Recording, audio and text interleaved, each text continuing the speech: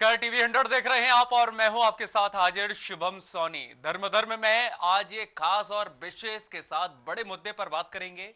उत्तर प्रदेश के संभल में 24 नवंबर को हुई हिंसा में मारे गए लोगों के बारे में पाकिस्तानी मौलाना से संभल के एक युवक ने सवाल और जवाब किए हैं, जिसका वीडियो भी सोशल मीडिया पर खूब वायरल हुआ है और इसके बाद हड़कंप की स्थिति है। वीडियो वायरल होने पर पुलिस युवक की फिलहाल तलाश कर रही है। वायरल वीडियो में मोहम्मद आकिल नाम का यह युवक पाकिस्तान के एक मौलाना से ऑनलाइन प्लेटफॉर्म पर संभल हिंसा में मारे गए लोगों के बारे में पूछ रहा है कि क्या मारे गए लोग शहीद हैं या नहीं। वह व्यक्ति संभल का ही प्रतीत हो रहा है और उसका पता लगाने के लिए पुलिस को 2 टीमों में डाइवर्ट किया गया है और जल्दी उसका पता लगाकर उसके खिलाफ कानूनी कार्रवाई की जाएगी। ऐसे में पाकिस्तानी मौलाना ने युवक से कहा कि इस तरह कानून हाथ में लेकर पुलिस से भिड़ना ठीक नहीं है। आप लोगों को अदालत का सहारा लेना चाहिए और मारे गए लोग मुसलमान थे, इसलिए उन्हें मैं शहीद ही समझता हूं। अब पुलिस पाकिस्तानी मौलाना से ऑनलाइन बात करने वाले इस युवक की तलाश कर रही है। संभल में 24 नवंबर 2024 को शाही जामा मस्जिद के दूसरे सर्वे के दौरान हुई हिंसा को लेकर प्रशासन लगातार कार्रवाई करने में जुटा हुआ है।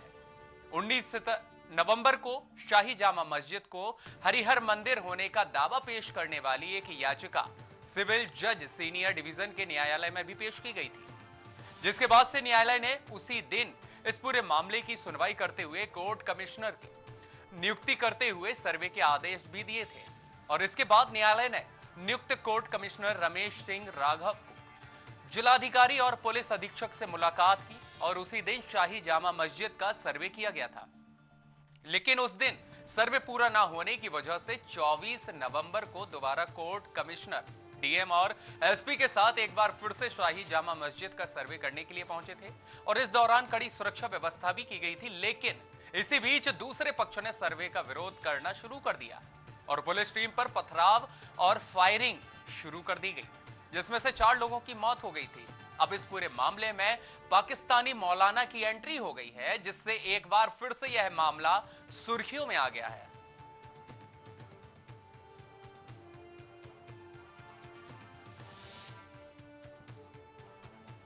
तो वीडियो वायरल होने के बाद से यहां स्थिति अब और भी घमासान युद्ध स्तर पर पहुंच गई है। जिस तरह से देखा जा रहा है, वीडियो वायरल होने के साथ ही स्थितियां अलग अलग देखी जा रही हैं। क्योंकि जी आकिल भाई, कहां से आप? जी यूपी डिस्ट्रिक्ट संभल से। जी अपना सवाल करें। सर मेरा सवाल ये था, हो सकता है आपने भी न्यूज सुनी हो संभल की जो यहाँ पर चल रहा है। नहीं, मेरे में नहीं है।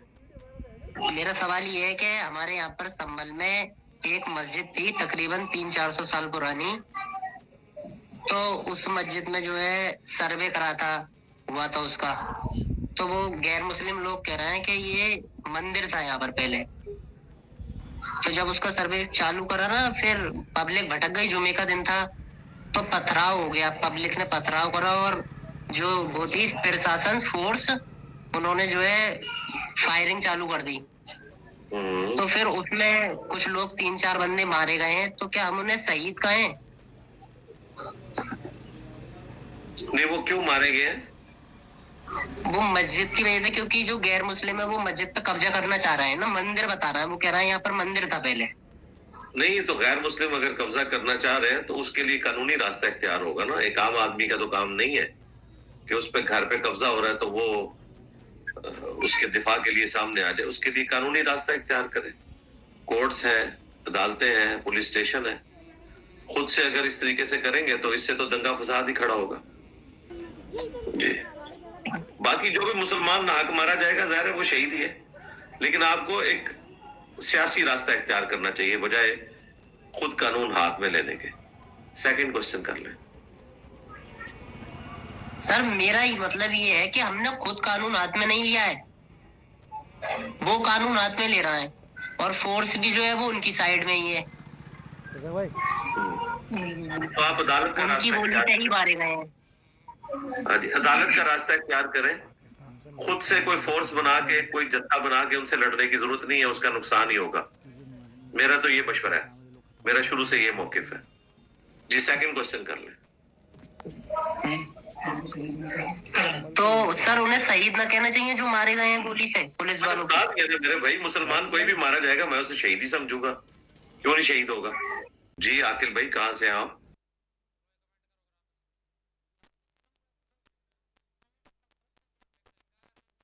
के द्वारा सोशल मीडिया के एक प्लेटफॉर्म के जरिए पाकिस्तान के एक मौलाना से संपर्क किया जाता है और संभल की हुई घटना को लेकर के जो मुसलमान उसे हिंसा में शिकार हो गए थे उनको लेकर यहां उन्हें शहीद का दर्जा लेने को लेकर बात की जा रही है। हालांकि पाकिस्तानी मौलाना ने यह भी कहा है कि यह न्यायालय की प्रक्रिया में आता है, क्योंकि किसी एक व्यक्ति विशेष के द्वारा इस तरह से एक बड़ा काम नहीं किया जा सकता है। जिस तरह से युवक ने उन्हें स्पष्ट तौर से यह बताया है कि गैर मुस्लिम समुदाय के लोगों के द्वारा मस्जिद को मंदिर बताया जा रहा है, लेकिन बड़ा सवाल यह बना हुआ है कि आखिरकार यह युवक आखिरकार पाकिस्तान के मौलाना से ही संपर्क क्यों साधा, और संभल की इस घटना को लेकर के वो कौन होते हैं जिनसे सवाल और जवाब चाहते हैं।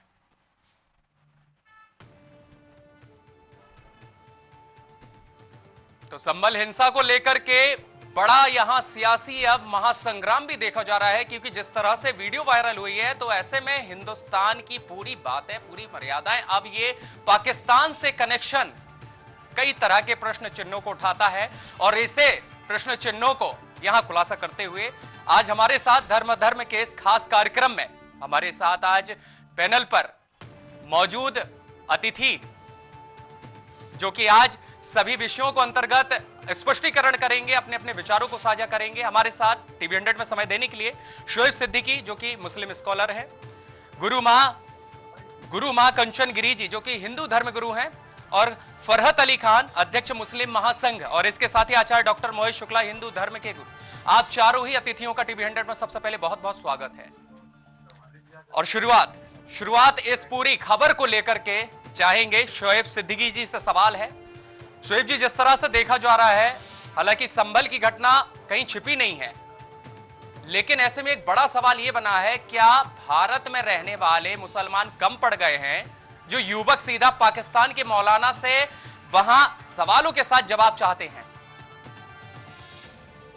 सर देखिए, ऐसा है, ये मामला जहां तक आकिब ने जो बात करी है वो बिल्कुल सरासर गलत करी है। आप देखिए, जिस मौलाना से उन्होंने कांटेक्ट किया है वो मौलाना खुद भी उनको गलत साबित कर रहा है, जिस तरह की भी आपने वीडियो दिखाई है। आप देखिए, संभल की जो घटना थी, जाहिर सी बात वो बड़ी घटना थी, और अभी आपने अपनी शुरुआत बात में पूरी बात बताई भी वहां पर कि किस तरह घटना हुई।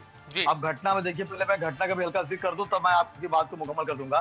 देखिए, जो घटना हुई थी संभल की, वो वाकई हैरत अंगेज थी, क्योंकि इतना संगीन मामला था। और जज साहब को, चूंकि आप देखिए इंडिया में बहुत से मुकदमे ऐसे हैं जो पेंडिंग पड़े हुए हैं। सिविल मैटर देखिए 50-50 साल तक के मुकदमे चल रहे हैं, बाप दादा लड़ते हैं, फिर बेटा लड़ता है। आप क्रिमिनल भी देख लें तो क्रिमिनल भी मुकदमे 20-20 साल चलते हैं। 20-20 साल चलने के बाद जब वो बाहर निकलता है तो पता चलता है कि वो गुनहगार ही नहीं था। तो संभल में उनको इतने लिए फैसला नहीं देना चाहिए था, उनको कम से कम मुख्यमंत्री को या पुलिस कमिश्नर को या एसएसपी डीएम को कॉन्ट्रैक्ट लेना चाहिए था। उन्होंने फौरन ऑर्डर दे दिया, ऑर्डर देने के बाद फौरन जांच भी हो गई। शायद ठीक है, चूंकि कोर्ट ने किया, इसलिए मैं उस कोर्ट के खिलाफ कोई बात नहीं करूंगा। अब यहाँ पे आकिब की बात आई है। देखिए, आकिब को जो पुलिस ढूंढ रही है बिल्कुल सही ढूंढ रही है। आप देखिए, आपको वो मुल्क मिला जो मेरे खिलाफ रहता कदम कदम पर। आप बताइए, आपको कोई मौलाना नहीं मिला कि पाकिस्तान का मौलाना मिला? अरे यहाँ पे हिंदुस्तान में नहीं, पूरी दुनिया में 2 सबसे बड़े मदरसे हैं। लखनऊ में देवबंद है और सहारनपुर में है एक मदरसा। आप वहां किसी मौलवी से कॉन्टेक्ट कर लेते, संभल के किसी मौलाना पूछ लेते, आपको पाकिस्तान का ही मौलाना मिला। तो इस तरह की बातें आप करके आम मुसलमानों को परेशान करने की कोशिश, यानी ऐसे लोगों का विरोध करेंगे? देखिए आकिब भाई, विरोध करेंगे नहीं, विरोध करना चाहिए। मैं आपके टीवी से ऐलान कर रहा हूं कि आकिब ने बहुत गलत किया। और आप देखिए, इस तरह के लोग बयान दे के पूछ के आम मुसलमान, आम हिंदुस्तानी को परेशान कर देते हैं। आप बताइए, अगर मेरा झगड़ा किसी से चल रहा है, आप देखिए यहाँ पर उनको पाकिस्तान के ही मौलाना मिले थे। सिर्फ इतनी सी बात देखिए, अगर उन्होंने हिंदुस्तान के किसी मौलाना से बात कर ली होती, या हम अगर अमेरिका में किसी मौलाना से बात कर ली होती, ईरान इराक से बात कर ली तो मौलाना, कोई बात नहीं। आपको पाकिस्तानी मिला जो कदम कदम पे हमारे खिलाफ रहता है, हमारी तरक्की से चलता है। तो आकिब ने बिल्कुल गलत किया। सवाल उनके अपने हिसाब से सही होगा, लेकिन उन्होंने गलत पूछा। एक सेकंड सॉरी भाई, बस 2 सेकंड और लेंगे। जी देखिए उन्होंने मौलाना से बात की, मौलाना ने खुद भी आकिब को डांटा कि तुम कानून अपने हाथ में ना लो और कानून के हिसाब से ही किया जाता है। तो मेरी आकिब से जो जिस तरह आकिब ने पूछा है, मैं उसका विरोध करता हूँ और मैं समझता हूँ कि हिंदुस्तान का एक मुसलमान उसके इस काम से नाराज होगा और नाराज होना भी चाहिए, सियासी लोग छोड़ के। सर ठीक है, मोहित जी के पास चलते हैं। मोहित जी, जिस तरह से आपने भी देखा है कि शोएब जी का साफ कहना है कि जो भी युवक के द्वारा हरकत की गई है, पाकिस्तान में संपर्क किया गया है, वो सही नहीं है। वो चाहते तो कई तरह के मौलाना हमारे भारत देश में भी हैं, उनसे भी वो ज्ञान अर्जित कर सकते थे, जिसकी उन्होंने संवेदनाएं अपनी पाकिस्तान तक पहुंचाई हैं। क्या लगता है आपको इसके पीछे की क्या बड़ी कहानी हो सकती है? जो आकिल है, इसका बयान पूरा मैंने ध्यान से सुना। ये जानबूझ कर गुमराह कर रहा था। ये पाकिस्तान हिंदुस्तान में झगड़ा कराने के लिए नियत से इसने फोन किया और ये कह रहा कि हिंदू लोग कब्जा करना चाह रहे। अरे हिंदू कहाँ कब्जा करने वहां गए? तो कोर्ट में सर्वे का आदेश हुआ, कोर्ट की कमिश्नर वहां गए और उनसे पथरा हुआ, झगड़ा हुआ, पुलिस से हुआ, हिंदुओं वहां कहाँ गए कब्जा करने? हिंदू कभी कब्जा करने जाते ही नहीं कहीं। दूसरी बात, ये हिंदुओं पर तो जाति करी गई, उनके मंदिर तोड़ दिए गए तो न्यायालय गए और वो पाकिस्तान के जो मौलाना थे उन्होंने भी कहा, न्यायालय उनसे भी कहा, उनको गुमराह किया उसने। आकिल ने कहा कि जो हिंदू वहां कब्जा कर रहे हैं, पुलिस भी उनके साथ है, सरकार भी उनके साथ है, इसे झूठ बोल रहा है। और वहां पर जो है कोर्ट में हिंदू गए, जो मौलाना ने उससे कहा न्यायालय, और हिंदू पहले से इस बात को जानता है, पहले न्यायालय गया, हमें न्यायालय पर पूरा विश्वास है और न्यायालय से हमारा अयोध्या में राम मंदिर बना है, न्यायालय जाएंगे, जहां जहां हमारे मंदिर तोड़े गए हैं और वो हम उनको वापस लेंगे। बिल्कुल, क्योंकि वो तो हक है, वो तो हक है, क्योंकि न्यायालय की प्रक्रिया से जो भी रिजल्ट आया है वो सबको स्वीकार करना होगा। निकले तो हमारा, सब निकले तो तुम्हारा। ठीक है, ठीक है मोहित जी, आपके पास लौटेंगे। फरत अली खान जी हमारे साथ जुड़े हुए हैं। फरत जी, जिस तरह से देखा जा रहा है जो युवक है वो मुस्लिम समुदाय का ही बताया जा रहा है, लेकिन जिस तरह से उसके द्वारा पाकिस्तान में संपर्क किया गया है, क्या लगता है कि छोटी बुद्धि या नासमझ या इसके पीछे कोई बड़ा षड्यंत्रकारी राज, कैसे देखते हैं आप? देखिए, भारत में किसी भी तरीके का षड्यंत्र रचना इस वक्त में किसी भी को मानने वाले के लिए बिल्कुल नामुमकिन सी बात है कि भारत की खुफिया एजेंसियां इतनी सतर्क और मजबूत हैं कि जिन्हें पल पल की, क्षण क्षण की खबर है। अब आ जाती है बात पाकिस्तानी मौलाना से बात करने की, क्योंकि आजकल मौलाना लोग इतनी आसानी से अवेलेबल नहीं है। अभी अभी जैसे शोएब सिद्दीकी कह रहे थे कि देवबंद लखनऊ में है, तो देवबंद सहारनपुर में है और लखनऊ में नदवी। जी हाँ, जी हाँ, ठीक है। वो मैं जी है तो भारत में ही ना, है तो भारत में ही ना, तो है भारत में। और ये दोनों जगहें हमारी ऐसी हैं जो जहां से हम राय ले सकते हैं, फतवे ले सकते हैं। मुसलमानों का इस पर पूरा भरोसा है जी। अब रह जाती है पाकिस्तानी मौलाना की बात, तो लाजमी सी बात है कि पाकिस्तान में भी ऐसे लोग मौजूद हैं जो सही राय दे सकते हैं। वो मौलाना इसको भटका भी सकता था कि तुम ये करो वो करो। मैं पाकिस्तानी मौलाना की में कौन मदद था यार, भूल जाते ना। लेकिन ठीक है, इसी सवाल पर थोड़ा सा आपको रोकना चाहेंगे। सिद्दीकी जी, आपने जैसे जिक्र किया, आपने आपकी बातों का जवाब, आपकी बातों का जवाब, जैसे आपने जिक्र किया है कि पाकिस्तान के मौलाना समझदार हो सकते हैं, तो क्या भारत में कुछ कमी रह गई है? भारत में इतनी कमी हो गई है कि अब जाकर के दूसरे देश के मौलानाओं से संपर्क साधा जाएगा? भाई समझदारी वाली अगर बात होगी तो कई मौलाना हमने भी देखे हुए हैं, भारत में एक से एक अनुभवी हैं, लेकिन पाकिस्तान के मौलाना से संपर्क करना क्या उचित है? सिद्दीकी जी। देखिए सर, ऐसा है सोनी जी, शोएब जी, मैं एक बात बता दूं। देखिए अभी जैसे हमारे फरज साहब ने कहा कि शोएब साहब गलत बोल गए। देखिए इंसान से गलती होना कोई हैरत की बात नहीं, गलती ना हो तो हैरत की बात है। मेरा टेंशन जो था वो फरज साहब समझ गए। देखिए लखनऊ में जो है, जो नदवा है, मैं कल वहां मैं था भी जुमे की नमाज में, चूंकि वहां के एक आलिम का इंतकाल हो गया था जी, और सहारनपुर में देवबंद है, तो वो उस बात को इशू ना बनाए। इशू यहाँ पर यह है कि आखिर आकिब को मेरा जो पक्का कट्टर दुश्मन पाकिस्तान है, जो यहाँ के मुसलमान सुख चैन से रह रहे हैं, उनको नहीं रहने दे रहा है, कोई ना कोई कश्मीर में हरकतें करता रहता है और उसके बाद उसकी जिम्मेदारी पूरे हिंदुस्तान के मुसलमान को झेलना पड़ती है, तो उसका क्या होगा? आप बताइए, क्या मौलाना यहाँ पे नहीं है? हजारों लाखों मौलाना है और वो चैलेंज के साथ कहते हैं मैं हिंदुस्तान बहुत खुश हूं।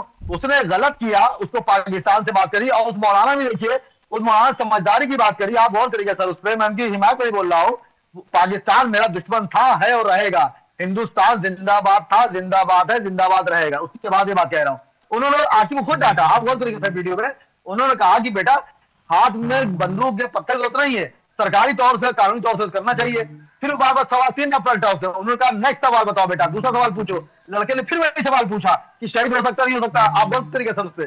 तीसरी बार में भी उन्होंने कहा कि नहीं बेटा इस तरह बातें ना करिए, दूसरा सवाल पूछिए और कानून का सहारा लिए। तो मेरा सिर्फ यहाँ कहना यह है कि जब आपको संविधान ने एक मौका आपको दिया है और आप संविधान के थ्रू जा सकते हैं, तो आपको मौलाना खालिद पाकिस्तान मौलाना ऐसे बोलना नहीं चाहिए, क्योंकि इस मुल्क में गंगा जमनी तहजीब जो है वो मिसाल दी जाती है, और हम हिंदू मुसलमान एक ट्रेन के दो पहिए हैं। आपका कहना ठीक है, आपका कहना शोएब जी बिल्कुल ठीक है, लेकिन जिस तरह से युवक के द्वारा ये समझ नासमझ के रूप में देखी जा रही है, ये काफी हलचल देखी जा रही है। सवाल का जवाब ले लेते हैं, कंचन गिरी जी हमारे साथ। जी कंचन जी से सवाल ले लेते हैं। कंचन जी, जिस तरह से आपने भी पूरा ये सुना होगा वीडियो कि किस तरह से युवक के द्वारा संपर्क साधा गया है, पाकिस्तानी मौलाना से संपर्क किया गया है, क्या लगता है इसके पीछे कुछ और बड़ी राज हो सकते हैं?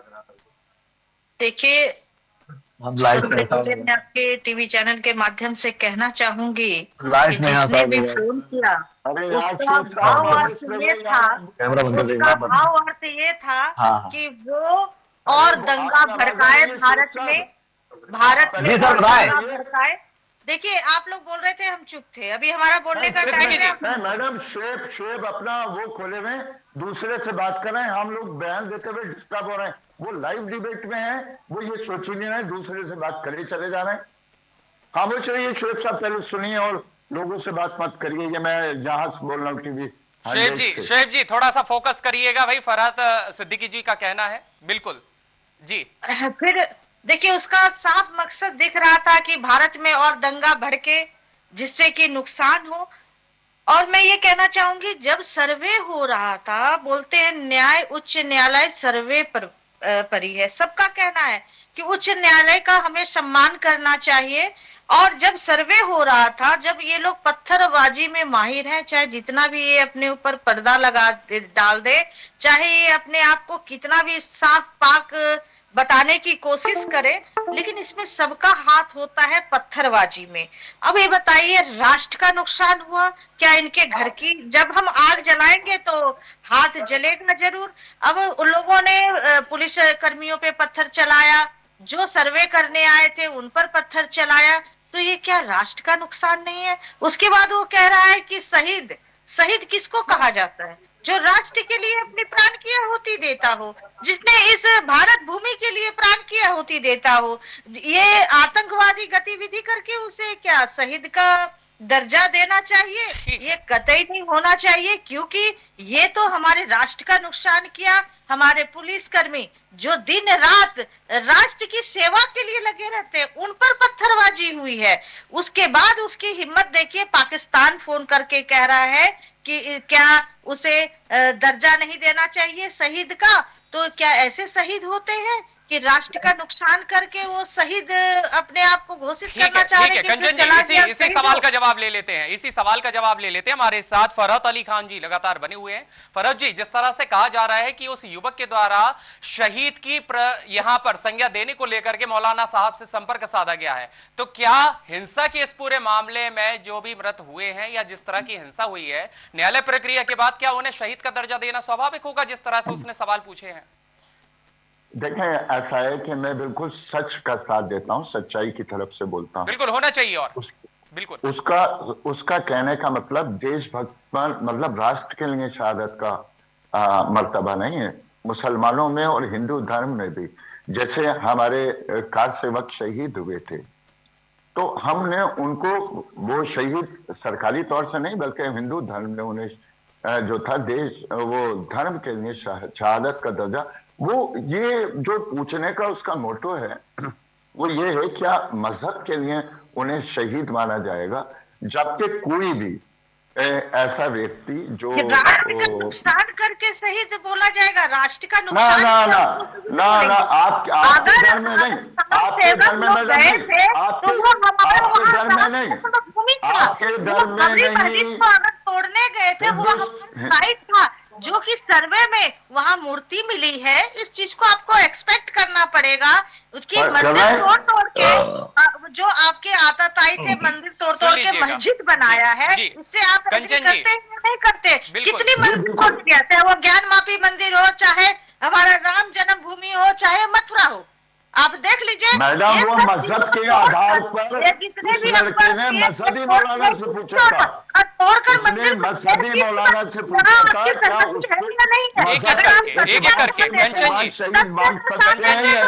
कंचन जी सवाल का जवाब ले लीजिएगा, सवाल का जवाब ले लीजिएगा। उसने मजहबी आधार पर, धार्मिक आधार पर पूछा था क्या उसे शहादत का दर्जा दिया जा सकता है, जिसका लाल मरता है, जिसके बच्चे मरते हैं। मैडम मैं उसकी बिल्कुल भी वकालत नहीं कर रहा हूँ, मेरा पता है, लेकिन सच तो बोलना नहीं पड़ेगा ना। साध्वी हूँ मैडम, नहीं साध्वी जी, साध्वी जी, गुरु माता जी, मैं उसकी वकालत नहीं कर रहा हूँ, मैं धर्म की आधार पर बात कर रहा हूँ। वो यहाँ पर उसको ऐसा नहीं लगा। आजकल क्या होता है, हम बहुत सी धार्मिक बातें जो हैं वो YouTube के या सोशल मीडिया के माध्यम से जानकारी ले लेते हैं। उसमें मैं खास तौर से जानकारी लेता हूं क्योंकि वह जानकारी बिल्कुल ठीक होती है, उसे बिल्कुल नहीं पूछना चाहिए था, क्योंकि यहाँ पर हमारे बहुत बड़े बड़े उलेमा मौजूद हैं। अरे वहाँ 16 करोड़ लोग हैं, उनमें क्या उलेमा होंगे जो हमारे मेरे भारत में उलेमा है। और देवबंद को और नदवा शरीफ को कोई भी वो नहीं कर सकता। लेकिन सोशल मीडिया की भी कुछ अपनी धारणाएं होती हैं, सोशल मीडिया का खुद का एरिया भी होता है। बिल्कुल, सोशल मीडिया पर अगर उसने इस तरीके की हरकत की है, पाकिस्तान से राय लिए, तो उसके खिलाफ मुकदमा होना चाहिए। और अगर इसका मतलब वो पाकिस्तान को सपोर्ट कर रहा है, वो पाकिस्तान मतलब पाकिस्तान जो बट गया, या तो तुम पाकिस्तान चले जाओ, पाकिस्तान तुम्हें सलाह देने वाला कौन होता है? जो कि भारत से निकाल दिया गया, भारत का एक दे दिया भारत ने, चलो सब मुस्लिम उधर चले जाओ, तुम विचारधारा अगर भारत के नहीं रखते हो तो चले जाओ पाकिस्तान। ये जो है, पहले मेरी बात मोहित जी आपके पास लौटेंगे और आपसे सवाल का जवाब ले लेंगे। एक बात चलिए मोहित जी का सवाल का ले लेते हैं। जी मोहित जी। जी हाँ, देखिए मैं फराज साहब बहुत सुलझे दिमाग के हैं, मैं पहले भी उनके साथ डिबेट कर चुका हूँ, मुझे सीधे दिमाग के लगते। अब देखिए मेरी बात है फराज जी से कि मैं एक बात कहना चाहता हूँ, ये जो वार्ता हमने सुनी है इसमें आप देखिए कि पाकिस्तानी मौलाना उतना आक्रामक नहीं बोल रहा है जितना हिंदुस्तान में संभल में रहने वाला जो व्यक्ति है, जो मुस्लिम है, उसका नाम आकिल है। और ये आकिल जो है मतलब हिंदुस्तान में रहता है, यहाँ खाता है, और भारत की इसको जय बोलना चाहिए। तो पाकिस्तानी जो हमारा विरोधी उससे मिल गया। अब उस पर मुझे एक शेर याद आ रहा था, साहब इस पर जवाब दें कि मुझे तो अपनों ने लूटा, गैरों में क्या दम था, और मेरी कश्ती वहां डूबी जहाँ पानी कम था। तो इस बात का नहीं है कि वो पाकिस्तानी ने जो है सही बात, दुख इस बात का है कि अपने देश का गद्दार यहाँ बैठे हुए हैं, कि जो हमारे देश के गद्दार जिनकी वजह से हमारा देश गुलाम हुआ, अंग्रेजों का हुआ, मुगलों का हुआ, वही ये गद्दार है जयचंदी, जिनके कारण जो है हमारे देश की हानि और आगे भी रहेगी। फराज साहब का इस पर क्या कहना है, और इनके बयान बहुत महत्वपूर्ण होगा इस पर, और मुझे उम्मीद है ये अच्छा बोलेंगे, ये सुलझे दिमाग के हैं। चलिए फरज जी से ले लेते हैं इसी का जवाब। फरज जी देखें सर, बिल्कुल सही बात है जो मेरे मित्र ने कही, मैं बड़ा आदर सम्मान करता हूं उनका, कि जब हम जिस देश में रह रहे हैं, जिस देश में खा रहे हैं, पी रहे हैं, जी रहे हैं, तो लाजमी सी बात है उस देश का ही गुणगान करेंगे। इसी मिट्टी में मरेंगे और इसी मिट्टी में जी रहे हैं, तो ये गद्दारी में तो जरूर आता है। रख नहीं पा रहे कोई मुसलमान जो है ये रख नहीं पा रहे, कम अक्ल इसलिए ये रख नहीं पा रहे। क्या करना चाहिए? क्या देश से नहीं निकाल देना चाहिए ऐसे गद्दार को? पाकिस्तान नहीं भेज देना चाहिए? और रख लें कैमरा बंद कर। मैं बता यार, ये बोल रहे हैं यार, ये बराबर शुरू का बोल रहे हैं। शायद पहली बार डिबेट में लिया, मैं इससे डिस्कनेक्ट होता हूँ, बात का वो टूटता है। नहीं आप बात करिए अभी। देखिए बात जफर भाई बताइए आप। एक मिनट, सोएब जी से सवाल का जवाब ले लेते हैं। सोएब जी जिस तरह से ले ले, हम बोलते नहीं है इनके बीच में, ये से बात करने बीच में बिल्कुल। मैं कोई बात नहीं कहा, इस वक्त जहां मैं बैठा सिवाय अल्लाह के अलावा कोई नहीं है। आप अपनी बात करें। शेब जी भाई ऐसी क्या दगा हो रही है, फरहत अली जी को डिस्टर्बेंस हो रही है? देखिए ऐसा, देखिए पता है सोनी भाई, डिस्टर्ब नहीं हो रहा है। होता क्या है कि जब आदमी मौजूद भड़क जाता है तो ऐसे ही होता है। देखिए सोनी भाई होता क्या है कि लम्हों ने खता की। एक सेकेंड, अरे जफर भाई आप बड़े भाई हैं, मैं आगे जी जी, आप एक चीज बताइए, मैं इतना 3 बार नाम लेके डिबेट का वक्त बर्बाद करूंगा। सुनिए सोनी भाई, सुन लिया, सोनी सर सुन लिया हमारी बात कि लम्हों ने खता की सदियों ने सजा पाई। आप देखिए लड़के की नादानी से पूरा हिंदुस्तान के मुसलमान परेशान हो जाएगा। एक सर सोनी भाई, एक जनरल सी बात है कि मैंने अपने बेटे से कुछ सामान मंगाया कि जाओ दुकान से ले आओ, और वो उस दुकान से लेके आए जहां से मेरा इख्तलाफ चल रहा है, झगड़ा चल रहा है, तो मैं गुस्से में लड़के को मारूंगा, सामान ही फेंक दूंगा कि तू वहां क्यों लेके आया, कहीं और से लिया था। स्थितियां परिवर्तन की हैं, बिल्कुल सही जी, स्थितियां परिवर्तन।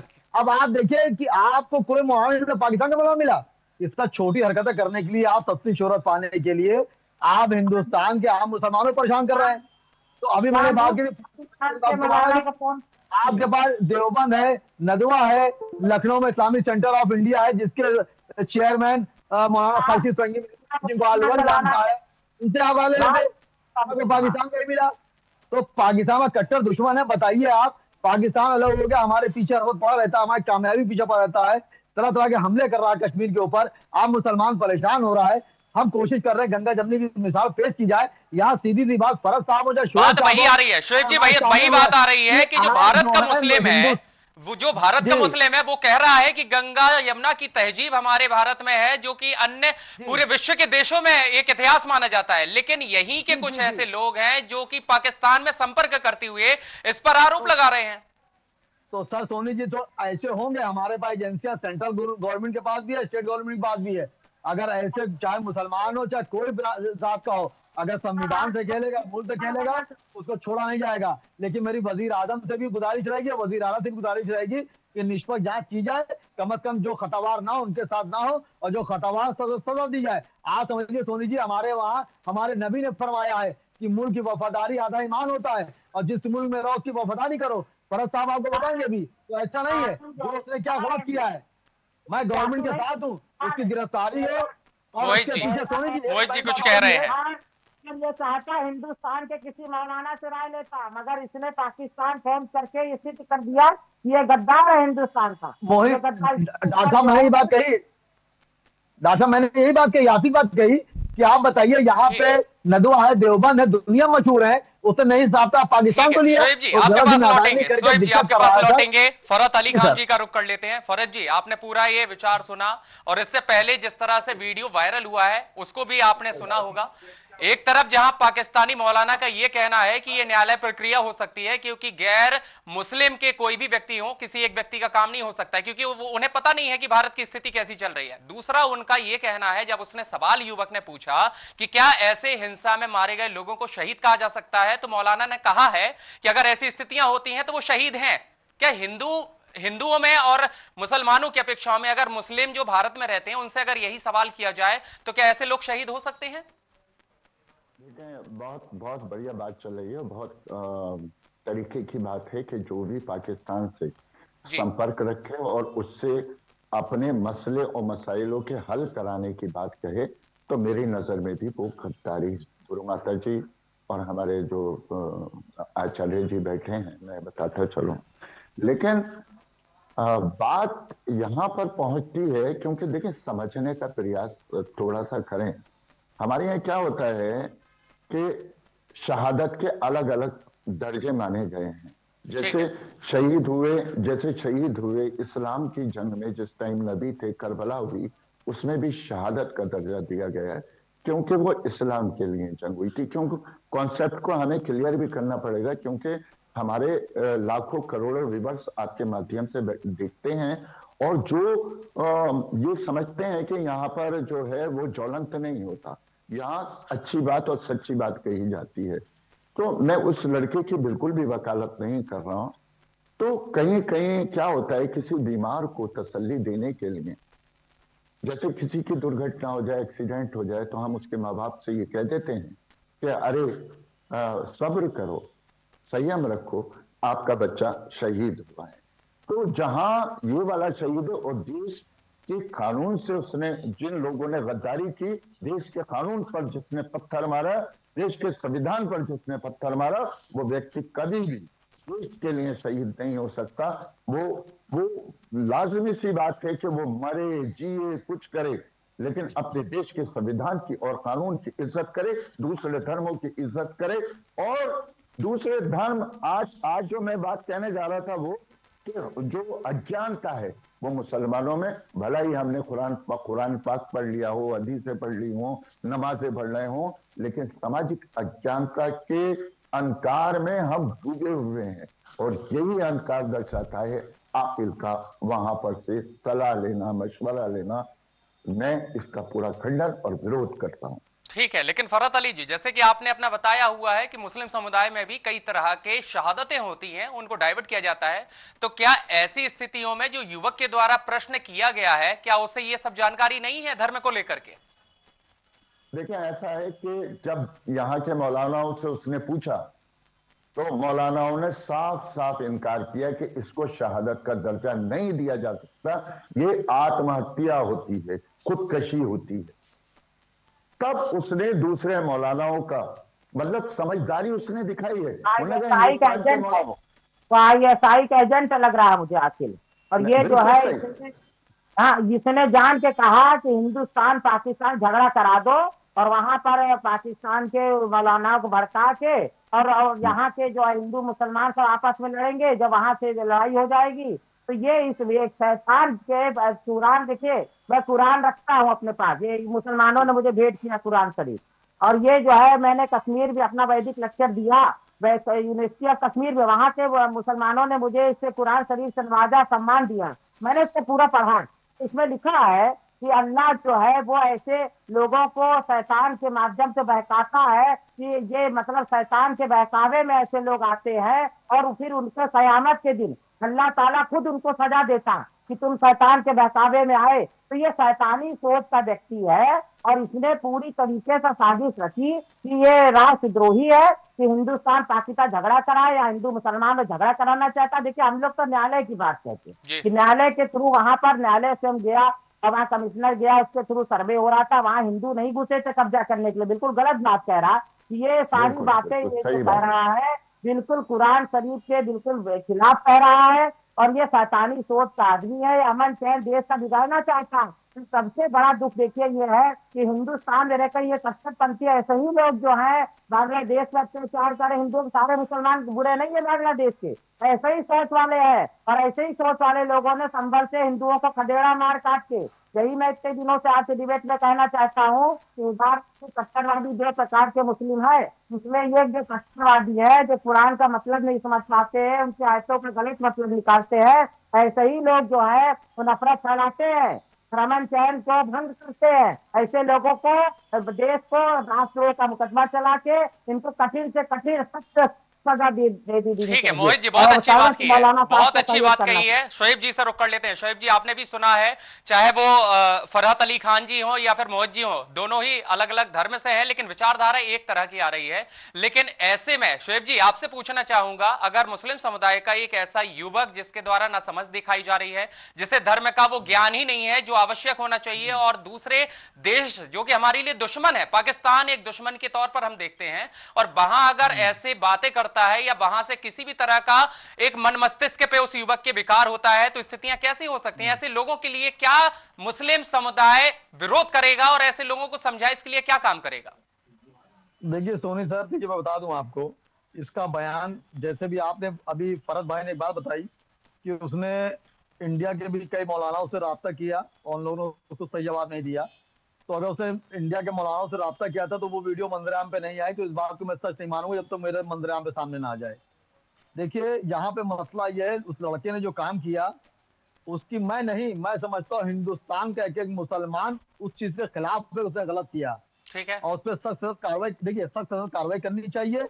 और मेरी मुल्क के वजीर आजम से और रियासत के वजीर आला से भी गुजारिश रहेगी कि ऐसे लोगों को फौरन गिरफ्तार करके सख्त से सख्त सजा दी जाए, जिससे आम हिंदुस्तानी को परेशानी ना हो।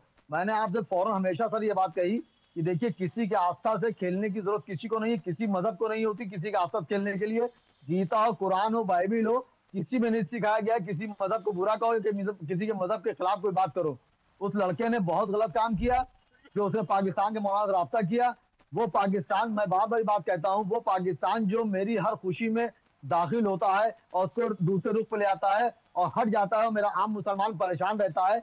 मैंने हमेशा कहा कि यहाँ का जो मुसलमान है उसने 1857 में जब आजादी की जंग छिड़ी थी 1947 तक और आज तक उसने सिर्फ मुल्क के लिए जान दी है, देना भी चाहिए, मेरा मजहब भी बात कहता है। लेकिन चंद लोग होते हैं, वो हर मजहब में सब देखे होते हैं, मैं एक मजहब की बात नहीं रहूंगा, हर मजहब में चंद लोग होते हैं, हर पार्टी में चंद लोग होते हैं जो अपना खेल कर जाते हैं और आम हिंदुस्तानी भुगतना पड़ता चाहे किसी का आज का हो। और सोनी जी, एक बारीकी चीज मैं और कहना चाहूंगा जो अब तक की डिबेट नहीं आ पाई है, मेरी गुजारिश है आपके चैनल से और इस डिबेट पे कि मुख्यमंत्री से मेरी गुजारिश रहेगी, योगी आदित्यनाथ जी से जो सख्त फैसले की जाने जाते हैं, कि इस लड़के ने जो वहां मौलाना से गिरफ्तार किया, आखिर इसके पीछे किसी का हाथ तो नहीं है? जब देखिए वो लड़का नासमझ बेवकूफ टाइप का लगा है। देखिए नासमझ तो नहीं बोल सकते हैं क्योंकि एक इतना बड़ा सोशल मीडिया पर शोएब जी नासमझ तो नहीं कहेंगे, इस तरह का अगर मुद्दा उसने उठाया तो नासमझ तो नहीं है। खैर भाई मैं कह रहा हूँ बात काटिए, मुकम्मल हो जाएगी, सुनिए मेरी बात काटिए नहीं, रुकिए एक सेकंड डॉक्टर साहब, एक सेकंड मुकम्मल हो जाए। मैं ये कह रहा हूँ नासमझ नहीं, बहुत होशियार हो सकता है, तो उसने जो ये वहां रास्ता किया तो आखिर इसके पीछे कुछ लोग उसका सपोर्ट नहीं कर रहे हैं, तो साथ नहीं दे रहे, तो उनको भी एक्शन लेने वाली बात है। ठीक है शोएब जी, आपके पास लौटेंगे, कंचन गिरी जी का रुख कर लेते हैं। कंचन जी आपने पूरी ये वारदात सुनी है। कंचन जी ऐसा ने बंटवारा कराया। कंचन जी ने कहा था कि इसको उठा के पाकिस्तान भेज देना चाहिए या चले जाना चाहिए, तो सही कहा। कैसे जो मुसलमान है, जो देश की एकता अखंडता के लिए खतरा है, और पाकिस्तान तो इतना लगाव है, जब यहाँ से मौलानाओं से नहीं पूछ सकता है, सम्मान नहीं कर सकता है, तो जिस व्यक्ति को पाकिस्तान चले जाना चाहिए और यहाँ रह रहा है हिंदुस्तान में खा रहा है। बिल्कुल सही कह रहे हैं आप, सही कह रहे हैं। चलिए ऐसे में तो सहमति आ रही है। कंचन जी देखिए आपने भी सुना है जो आपका सवाल का जवाब मुल्क के लिए मुसलमान हमेशा जान देता रहेगा। अगर मुल्क के खिलाफ कोई ऐसी बात होगी, खास करके छोटे छोटे देश को जिनको हमने बताया है, तो उनके खिलाफ एक्शन लिया जाएगा। ठीक है कंचन जी, आपने भी सुना है यहाँ पर मुस्लिम धर्म गुरु स्कॉलर सभी जुड़े हुए हैं और उनका भी ये कहना है कि जो युवक के द्वारा करतूत की गई है, जिस तरह से नासमझ दिखाई गई है, वो गैर कानूनन है और ऐसे में उन पर भी कड़ी कार्रवाई होनी चाहिए और वो तैयार हैं। मुस्लिम इस पर कहीं से हस्तक्षेप नहीं करेगा उस तरह से कि उसके समर्थन में दिखे। क्या लगता है आपको आने वाले समय में इस तरह की कार्रवाई आगे लेगी और मुस्लिम हिंदुओं के साथ खड़ा रहेगा इस विरोध के लिए? देखिए मैं सबके लिए तो नहीं कह सकती हूँ, जिसके ब्रेन में जिहाद घुसा हुआ है, एक जिहादी 100 जिहादी को तैयार करता है। हाथ में हथियार हो आप उससे बच सकते हैं, आपको गोली चला देगा आप उससे बचने की कोशिश करेंगे, लेकिन एक आदमी एक को तैयार करता है, एक का ब्रेन वॉश करता है, तो वो 100 का ब्रेन वॉश करता है। आप देखे होंगे फुटबॉल टीम होती है, क्रिकेट होता है, यहाँ पटाखे भी चलते हैं, पाकिस्तान जिंदाबाद। अगर पाकिस्तान जीत गया तो हिंदुस्तान में भाई क्यों आप रह रहे हो, खाते हमारे हो, आप गुणगान गाते हो पाकिस्तान का, तो ये बर्दाश्त नहीं की जाएगी। क्या ये उनसे सहमत है? उन्हें यहाँ से खदेड़ेंगे, जो जिहादी सोच वाले हैं उन्हें पाकिस्तान भेजेंगे, क्योंकि बोलना कथनी और करनी में बहुत फर्क है कि जो हम बोल रहे हैं और वो हम करेंगे, ये बिल्कुल मिथ्या है। क्योंकि जब करें तब मैं मानूंगी। इतने सारे केसेस हैं, कितने मुसलमान सामने आए भाई कि आपने ऐसा क्यों किया। मैं आ रहा हूँ आपके सामने, मैं आ रहा हूँ। इन्हें दंड दो, इन्हें दंड देनी चाहिए। क्यों नहीं उस टाइम में सामने आते हैं? क्यों नहीं उस टाइम में जो 35 टुकड़े में हमारी बहन कटी, उसको उसके सजा के लिए आप लोग क्यों नहीं धरना प्रदर्शन पे बैठे? क्यों नहीं कैंडल मार्च निकाला? तो ये सब बहुत सारी चीजें हैं जो जिहादी लोग कर रहे हैं। अफजल के लिए लोगों ने कितनी आवाज उठाई थी, तो उस टाइम में आप लोग कहाँ थे? तो कथनी करनी में कहीं ना कहीं तो फर्क है ना। भरत जी आपसे सवाल का जवाब।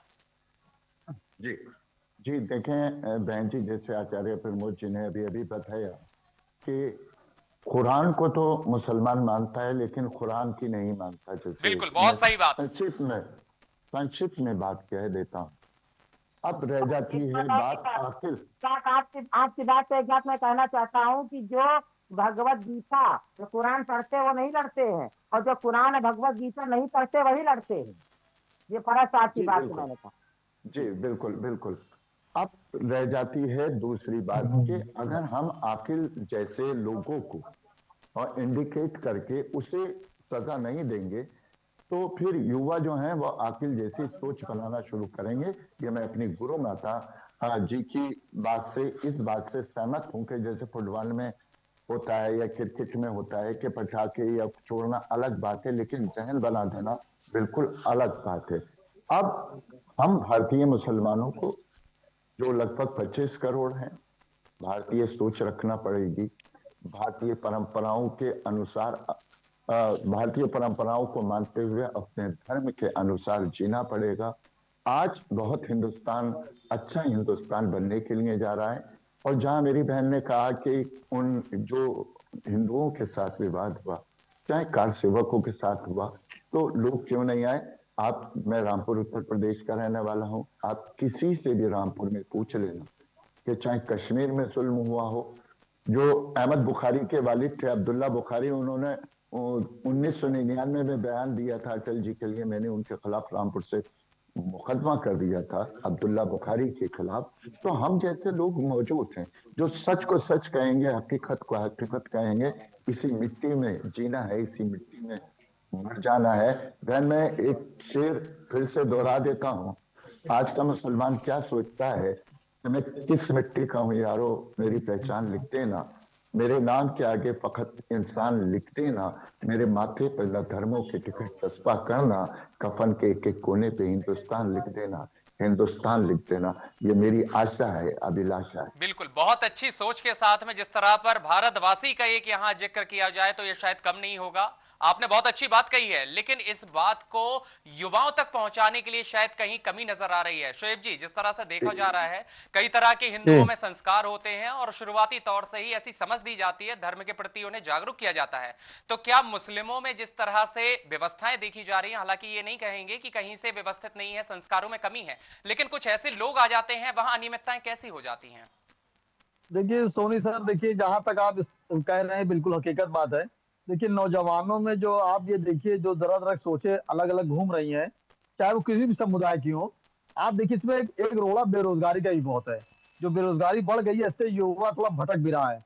और फरहत साहब ने जो एक शेर सुनाया था, तो मैं पूरे हिंदुस्तान के मुसलमान की तरफ से एक शेर सुनाना चाहता हूँ कि एक आरजू नहीं, हर आरजू तो ये है, लाकर जरा सी रख दो खाके वतन कफन में।